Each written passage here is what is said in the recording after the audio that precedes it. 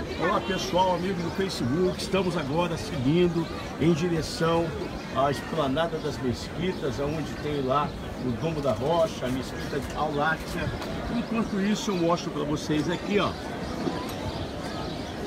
que está acontecendo aqui no Muro das Lamentações. Hoje é dia que as crianças aqui fazem o chamado mitzvah, o crisma católico, quando completam 12 anos, então eles fazem, 13 anos, eles fazem a leitura da Torá e passam a ser responsáveis pela sua comunhão com Deus, pela obediência à palavra de Deus. E aquele garoto ali, né? Ele já entra na fase do entendimento do Senhor Deus. Então é lido a Torá, ele lê a Torá e é feita essa cerimônia religiosa do compromisso dele para com Deus, como você vê. Hoje então é dia de fazer a Bar Mitzvah. Você vê que as famílias comemoram, fazem uma festa, como se fosse o crisma católico, a primeira comunhão. Então é bem tradicional aqui, isso desde a época de Jesus, porque Jesus também fez o Bar Mitzvah. Conforme você pode observar, meus amigos, aqui no Muro das Lamentações, no muro da parte exterior, o que restou do segundo templo de Herodes, quando foi destruído toda Jerusalém, expulso os judeus da sua cidade, restando somente esse muro. Você pode observar agora.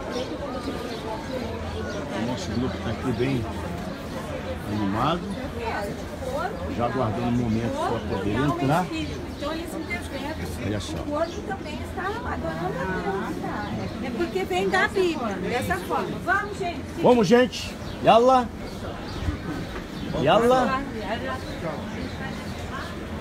Vamos então entrando. Fran Abrantes, um abraço. Deus abençoe.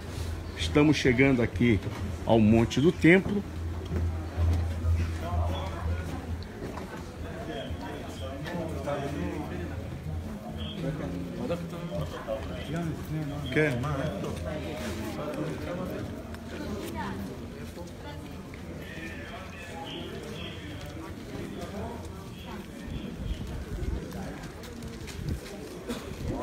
O nosso grupo já chegando, já vindo.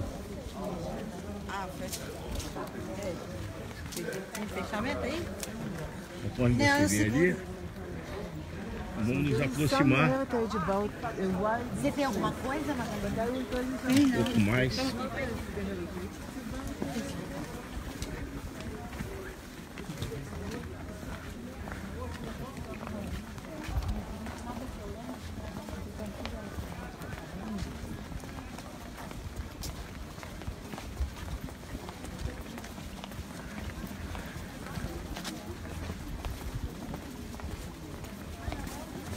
Aqui, meus amigos, a mesquita de Al-Aqsa, santuário aqui muçulmano, que relata que quando Maomé teve um sonho e ele veio até aqui com seu cavalo alado, e ele foi levado ao céu em um sonho até o paraíso, junto com o seu cavalo aqui. Então construíram esse santuário, hoje é uma mesquita, e antes os muçulmanos vinham aqui para orar, para se abrigar, então construíram esse local de peregrinação.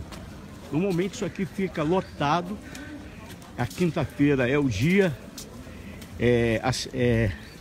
os muçulmanos eles fazem aqui as orações, fica muita gente, aqui fica realmente lotado, como você vê, de quinta para sexta, sexta-feira principalmente, que é o dia principal, eles param, como se fosse aí o domingo para a gente, para os judeus o sábado, o Shabat.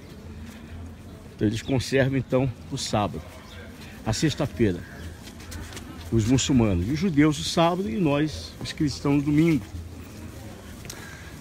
Vamos chegar aqui muitos grupos, Jerusalém está cheia, está lotado.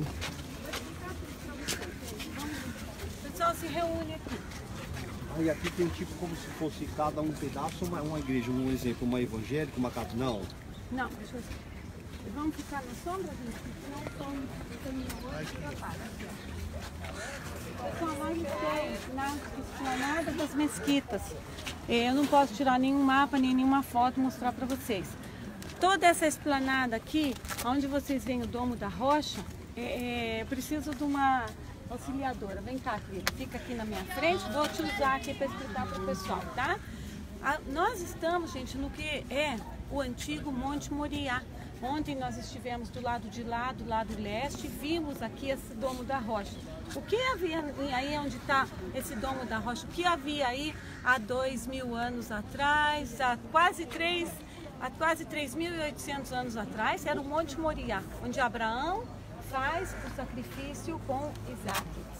Quase, né? É aqui no Monte Moriá. Então era um monte, como vocês veem aqui a cabeça, tá? Era uma montanha, um Monte Moriá aqui. Depois a gente vai correndo na história e chegamos até a época de Jesus, perdão, dos reis. O rei Salomão, ele constrói aqui nesse monte, tá? É o primeiro templo. Depois o povo judeu é expulso para a Babilônia, esse templo é destruído. Vem a volta dos judeus da Babilônia, Esdra e Neemias. Esdra, né? Esdra se fala? Esdra. E Neemias reconstroem o segundo templo aqui nesse monte, tá? Só que esse templo era um templo mais simples nessa época. Depois de uns 400 anos mais ou menos, vem o rei Herodes, o rei Herodes que perseguiu as crianças, que queria matar Jesus, e ele reforma esse templo. Então o que ele faz? Aqui ele tinha esse morro e ele faz muro, muro, muro e muro. É o que nós vemos aqui, gente. Não sei se vocês observaram a muros. Então nós temos assim uma esplanada, né? Uma esplanada assim, com muros aqui dos lados. E aqui em cima dessa esplanada havia o templo gigantesco do rei Salomão, um templo lindíssimo, que nós temos a descrição na Bíblia.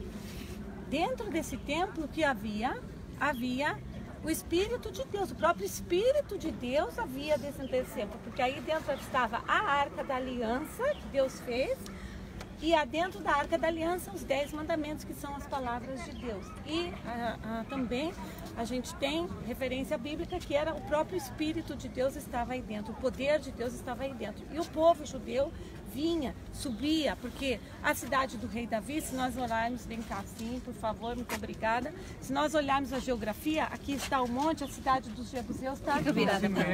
Deixa ela, tá tudo bem. A cidade dos jebuseus está mais aqui, gente, mais baixa. Então o povo judeu, como eu expliquei para vocês quando nós chegamos, eu falei, olha, aqui está a cidade do rei Davi, ela está aqui embaixo, aqui está o tanque de Siloé, onde Jesus fez o milagre. É um tanque gigantesco, que foi descoberto pelos arqueólogos. Os judeus entravam nessa piscina, se purificavam e subiam, tá? Subiam até o templo, porque vocês veem que a geografia ela é assim. Então eles subiam aqui até em cima do templo para fazer o sacrifício a Deus dos animais, que era a forma de adorar a Deus.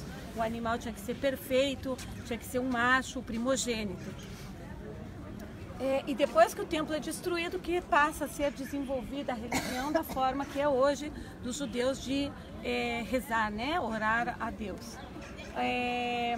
No ano 70, com a revolução dos romanos, o povo judeu contra os romanos, esse templo de Salomão é totalmente destruído e nunca mais volta a ser construído. E no ano 691 é construído esse templo. Ele não é uma mesquita, a gente fala mesquita, mas ele é um templo. Dentro há uma rocha, a rocha natural, aonde Abraão fez com Isaac o sacrifício. E esse edifício aqui é a mesquita, esse aqui da cúpula cinza é a mesquita de El-Aqsa, tá? Aqui cabe até 12.000 pessoas, é uma mesquita gigantesca. Quem controla esse espaço aqui? Pode perguntar. Vai falar quem é o El-Aqsa? Quem foi ele? Não, não é o nome de uma pessoa. El-Aqsa é a ponta. Kitzon, Katse é a ponta. Então, El-Aqsa é para a ponta. Entendi. Por que para os muçulmanos esse local é sagrado, gente? Porque na época a religião muçulmana foi desenvolvida no ano 600, Muhammad morre em 632 e só depois é escrito o Corão. Ele não escreveu o Corão. Essa religião começa lá na Arábia Saudita, em Meca, depois passa para Medina. Então lá são os locais mais importantes para a religião muçulmana. Lá eles têm uma rocha imensa, que eles fazem uma volta por uma vez na vida. O muçulmano tem a obrigação de ir até Meca e dar a volta nessa rocha imensa. É uma obrigação da religião. Eles têm outras 5 religiões, outras 5 obrigações, que é dar Fala alto. Dar esmolas, orar 6 vezes ao dia. 5 vezes ao dia. 5 vezes. Dar esmolas. Jejum, né? E a festa o Ramadã. O Ramadã. Então, onde fica o dia inteiro jejuando até e o pôr do sol. Até o pôr do sol. Sem beber e sem comer. E depois eles, no fim do dia, eles podem.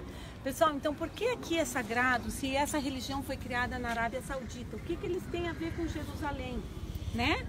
Porque né, na época que o muçulmano conquista aqui, eles constroem esses 2 templos bonitos. O Império Otomano fica aqui